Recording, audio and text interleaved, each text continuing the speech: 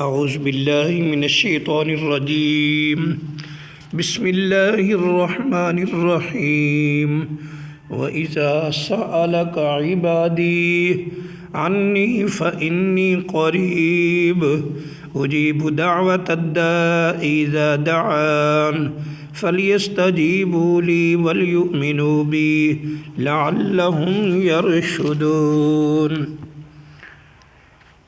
اے میرے محبوب پیغمبر، جب میرے بندے میرے بارے میں آپ سے سوال کریں تو آپ کہہ دیں کہ میں بہت ہی قریب ہوں، ہر پکارنے والے کی پکار کو جب کبھی وہ مجھے پکارے قبول کرتا ہوں۔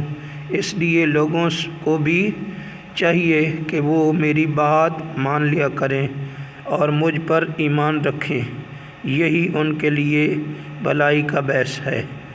اللہ عمل کی توفیق عطا فرمائے۔